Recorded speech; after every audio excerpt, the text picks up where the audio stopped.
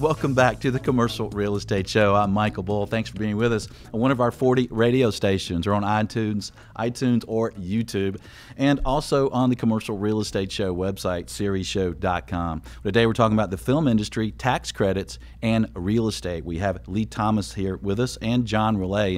And John Relay is a broker. They're property developers, and they've done a lot of real estate work in the film industry world. So, John, let's talk about that a little bit. So if our listeners own real estate, they manage real estate, how can the real estate industry benefit from the film industry growth? Well, in a number of ways, really. When the film credit here in Georgia just came about in 2008, there was a lot of vacant space all over town. This particular industry did a really good job of plugging holes in a lot of people's buildings. It's a flexible type of deal. If you've got space in a building, you're looking for a long-term tenant, ideally, but the film industry is a great way to bridge, potential downtime you have in a property by placing somebody in there for, be it 3 or 6 months. On some of the larger buildings, you might get more of a 6-month type deal, but 6 months in the course of attracting a long-term tenant, there's very few cases where putting a movie into your building is going to bust up the possibility of getting a long-term tenant. Okay, what kind of money are we talking about here? Or what's the high and low range you've seen of these kind of temporary rental agreements to do a movie or film or TV shot? Well, it runs the gamut. I mean, most people are, most of the deals I've done have been, just there's no really wiggle room. Everybody negotiates. The film business is, they've got a budget and a balance sheet just like anybody else. And no matter what property I bring to a producer, his first words out of his mouth is, my rate's crazy. That's just because they're wired to say that. Right. No matter what, if you gave it to them for $1, they're wired to say that you're crazy. So they can't just blow up one less car and pay more rent, huh? They can. So there's a negotiation there, and if you've done enough of them, you kind of understand that they've got a balance sheet with 5,000 line items on it, and rent is one of those. Most of the deals that we've done here in town have been, at market rents, have been what the landlord has been asking. In so what the landlord expect for a long-term lease, they're paying that same rate for short-term. Right. In some cases, you may get a little bit of a premium if it's a property that somebody really has to have.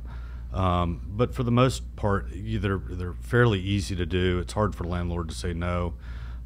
There's no TI involved. It's the movie will come in and take a space as is. If they need to add office, a lot of times they'll just plug up kind of temporary office. They have full construction crews that can pretty much handle any deficiencies the building may have for that particular use. So normally they're as is deals, and they'll pay the rent. And okay, I did a deal recently we outgrew our office building, and we moved our office, and while my building was vacant, they came in and shot a few scenes of a TV show. One of the concerns I had as a landowner was, liability and insurance and how might they damage the property and that sort of thing. What do you see out there in regard to that? Usually, me getting an insurance certificate from a film takes half an hour. They have got, every studio's got, now I'll say every studio, all the major players have, massive insurance departments, and they deal with lots of crews. So that part is fairly easy. If you get into approached by a smaller budget movie, you may need to do a little more homework. Film crew. Right. You may there's certain instances where you should do a little bit more homework. And I always if there's any question, every landlord has somebody that has supplied him with insurance. Always go to your insurance broker and ask them what he thinks that Okay. what kind of certificate they should provide. And in this case, they liked most of the building, but they did come in and do some construction and then built it back.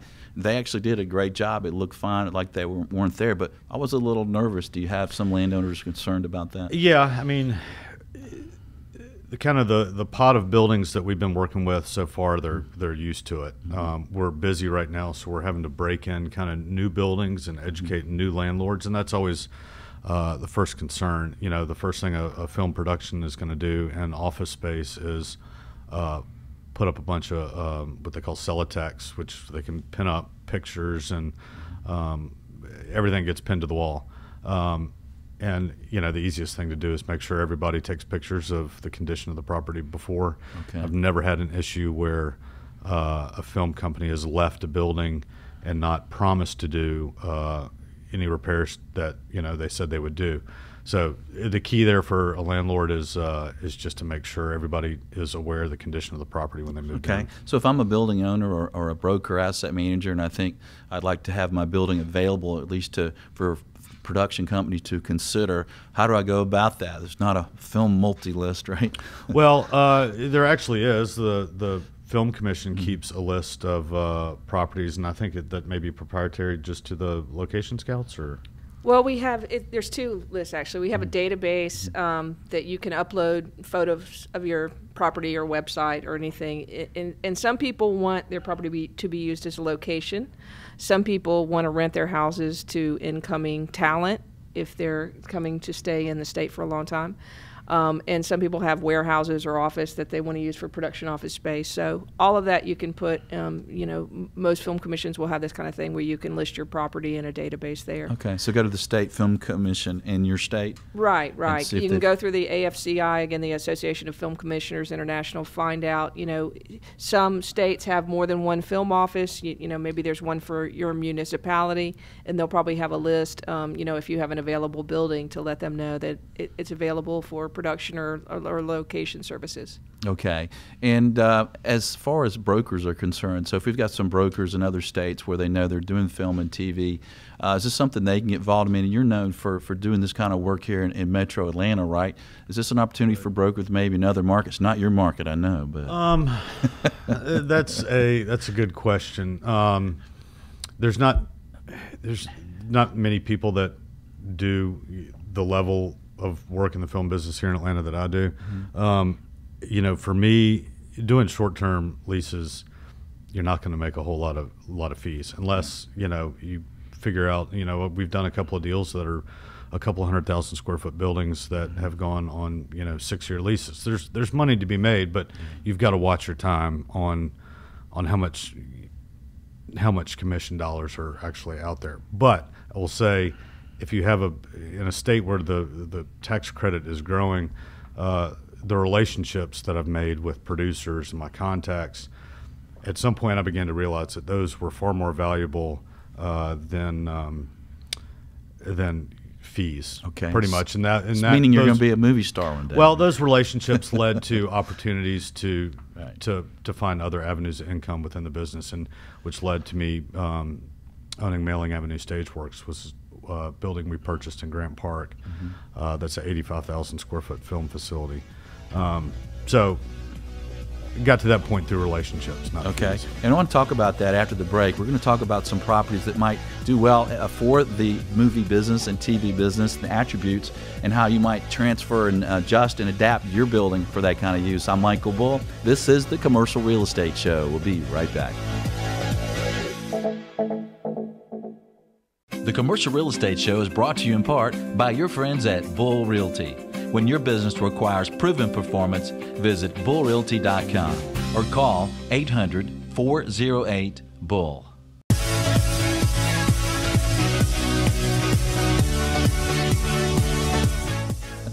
Welcome back to the Commercial Real Estate Show. I'm Michael Bull. Today we're talking about tax credits, the film industry, and real estate. We have John Relay here and Lee Thomas with us in Studio One. And John, there's a lot of facilities out there that maybe some people might be able to adaptively reuse for the film industry, right? Tell us about some attributes of buildings. What makes a good possible project for adaptive reuse to this industry? Right. Well, there's a few specific needs. There's a group of, the majority of films that come into a particular town are probably more location based. So where they just need a production office, and then they're out shooting all over the state.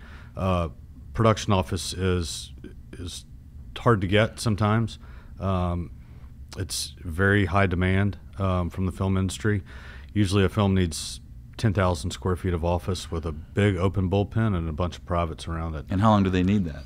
Usually anywhere from, depending on how big the show is, usually from 4 to 6 months. Okay.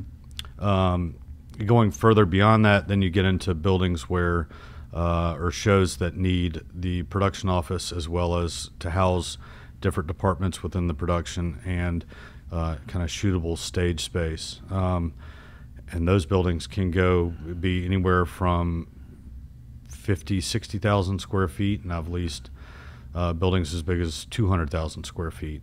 But some of the attributes that are helpful to the film companies, that ideally everybody wants to be under one roof. That saves them transportation costs. If they've got a wardrobe department in one side of town, or a production office in another side of town, stage in another location, they're spending a lot of time on trucks and logistics going back and forth, and that gets very, very expensive.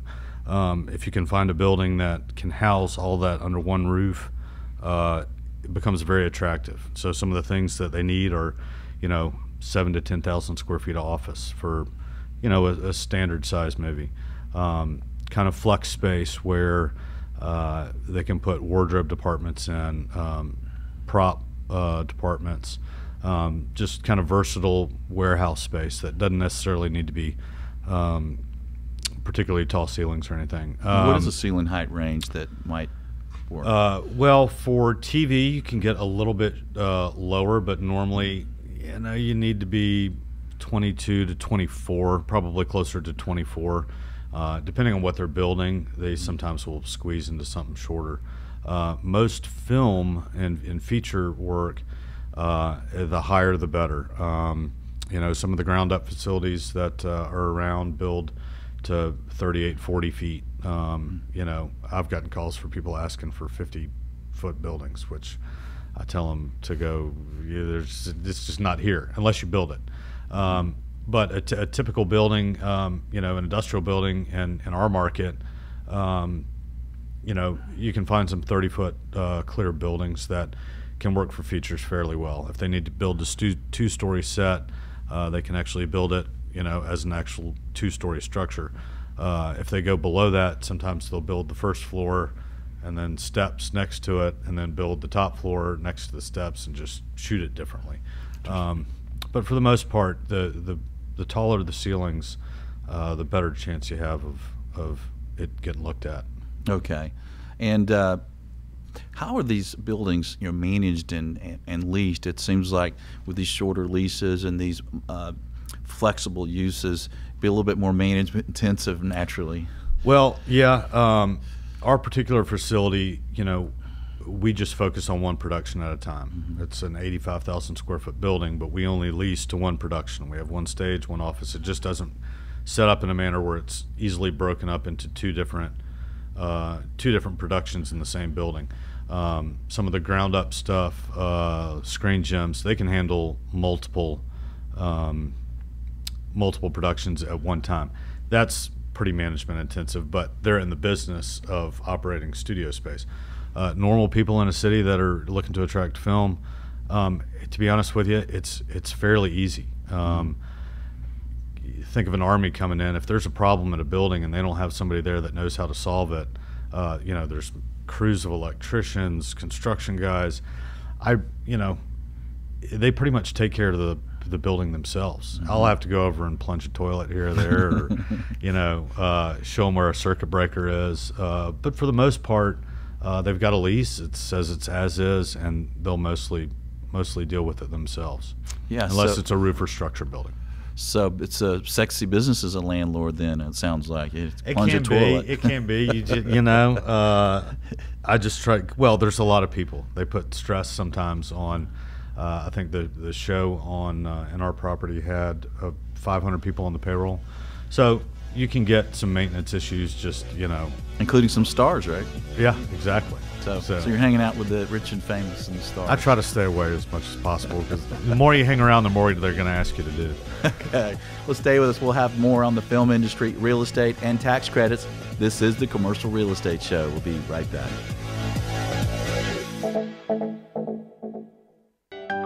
The Commercial Real Estate Show is brought to you in part by Florida International University. With FIU's Fast Track system, you can earn your master's in real estate in just 10 months without interrupting your career. Visit FIUonline.com to learn more. That's FIUonline.com.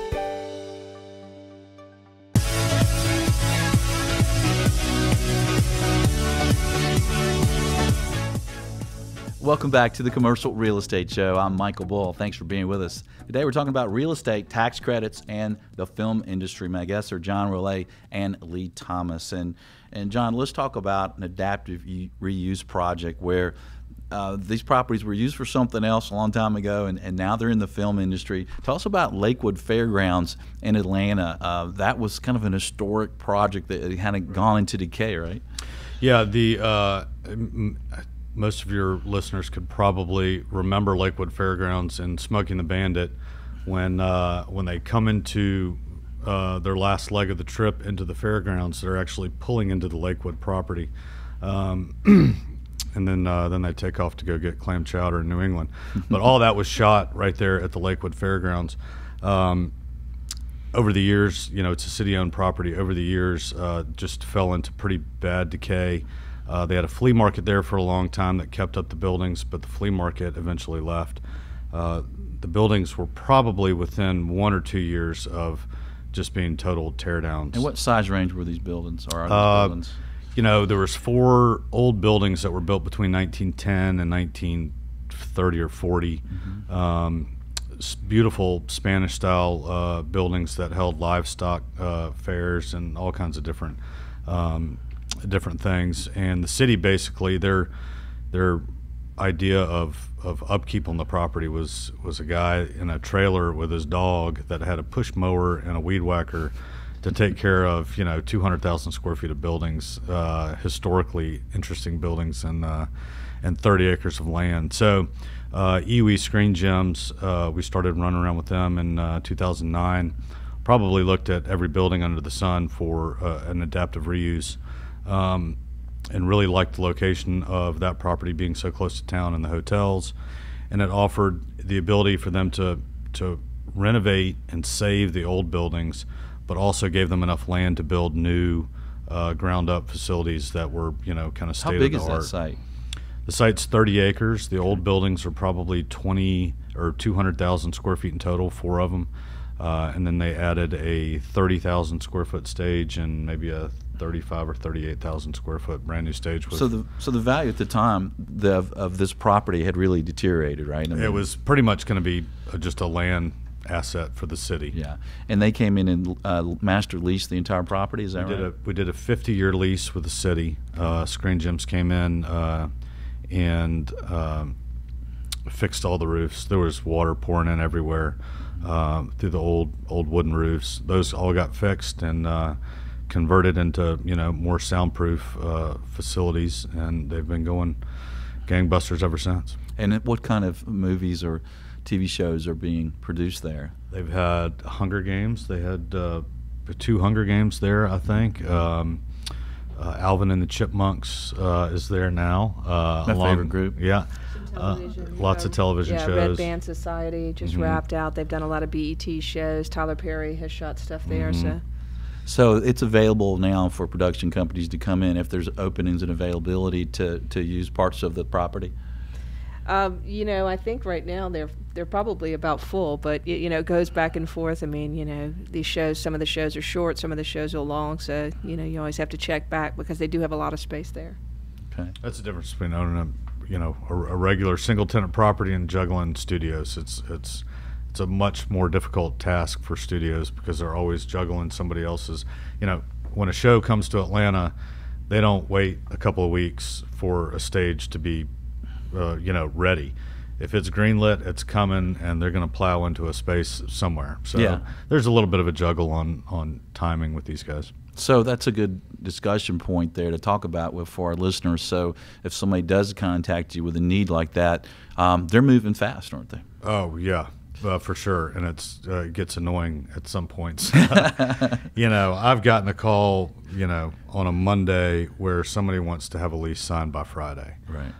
And on all different types of properties, big 200,000 footers or 10,000 square foot office. Yeah. Usually when a project is greenlit in LA, there's somebody on a plane within the hour, and there's a checkbook and an open account that's, you know, a day behind that, and they're ready to move quick. Yeah, it's like similar to the press, right? Things move quick. There's deadlines, and it's costing money if there's delays, right? Exactly. Right. Well, tell us about another project that adaptive use reuse project that's been successful in this area.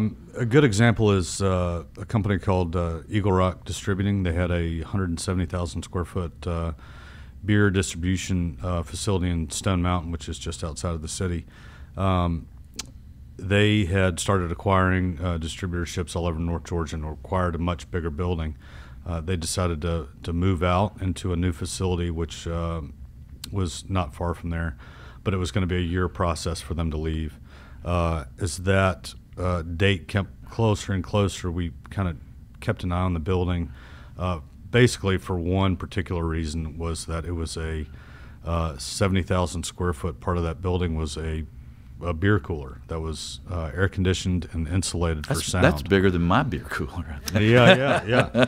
So it already had a pretty good set of bones to start with. I mean, there's a train that goes right next to the facility, which is normally not a good thing for a sound stage. But since this one already had, you know, insulated walls, it was less of an issue there. So we did a deal with ABC, Devious Maids, and Resurrection, shooting that building. They did a 6-year deal. However, they've got outs kind of every year. They have the ability to renew year to year for a total of 6 years. So the owners saw Susan Lucci running around the building, and it was obviously pretty interesting for them. That's great. Another success story. Well, stay with us. We'll have more on the film industry and more on tax credits and ways you might be able to use your real estate. I'm Michael Bull. This is the Commercial Real Estate Show. We'll be right back. Xceligent, the resource professionals like CCIMs, CBRE, JLL, Colliers, and Bull Realty use for market intelligence. Commercial Search is the site to market and find available properties to buy, sell, or lease all over the country. Visit commercialsearch.com.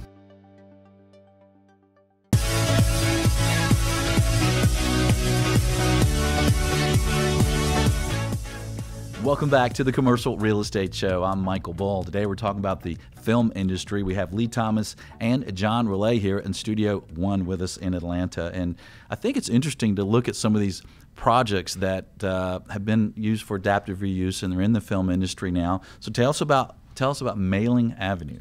Yeah. So you know, after starting to lease space to all these guys, and you know, after about 1.5 million square feet of transactions, I realized that I needed to figure out how to get in the game myself at some point.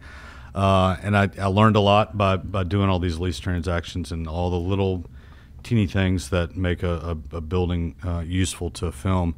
So we began the hunt and found an 85,000 square foot building in Grant Park that had was built in the 60s, but had a renovation and an addition done in the late 80s. What ceiling heights there?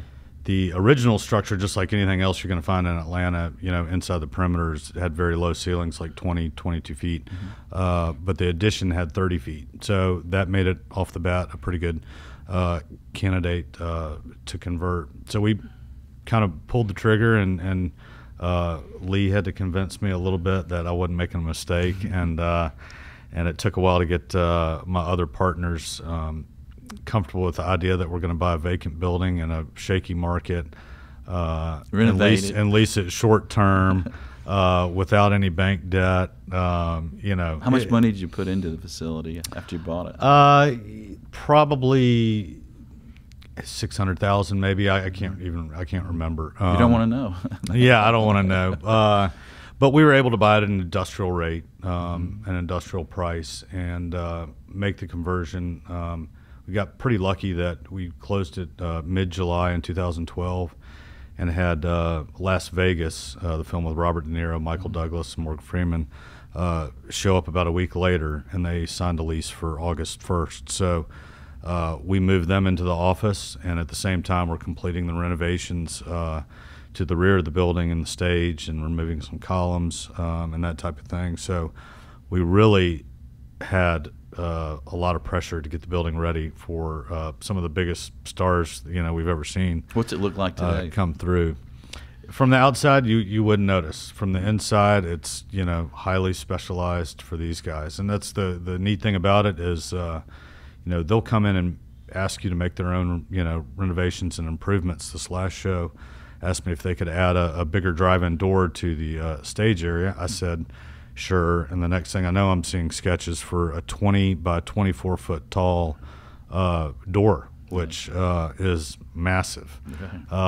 We split the cost because I knew it would be an add to my building. I could have probably made them pay for the whole thing, but I'm a nice guy. Let's hear about another one. Tell us about West Side Studios. Yeah, West Side Studios was another building we closed in right before Christmas. It was the old Archer Daniels Midland corn syrup processing facility, which means it was an ugly building on the west side of town with 30 steel tanks full of corn syrup.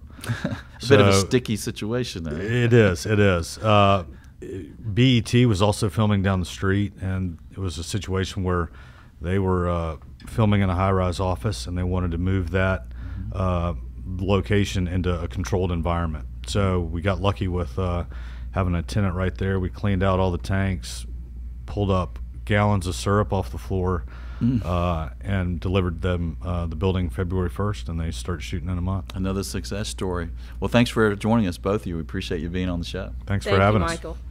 Well, and stay tuned for next week. We're going to have a show in the hospitality market because the hotel and industry has really been doing well, and in part, I think, from some of these studios coming in, right? And they'll certainly rent a lot of rooms, right? Absolutely. So join us next week, and be sure to sign up for a once-a-week email announcing the show topic at the show website, commercialrealestateshow.com. Until next week, be sure that you always lead, learn, and laugh, and join us for the Commercial Real Estate Show. The Commercial Real Estate Show is brought to you by Bull Realty Commercial Advisors, a great place to do business. Visit bullrealty.com. RealNex, a comprehensive and powerful suite of commercial real estate tools at an incredibly low price. Visit realnex.com. That's REALNEX. FIU, Florida International University. Earn your master's in real estate in as little as 10 months without interrupting your career. Visit FIUonline.com. Xceligent, the resource professionals use for commercial real estate information. Visit Xceligent.com. That's XCELIGENT. Commercial Search, the source to market and source available properties for sale or lease. Visit commercialsearch.com. For more information on these great companies or for additional videos, podcasts, or articles, visit CREshow.com.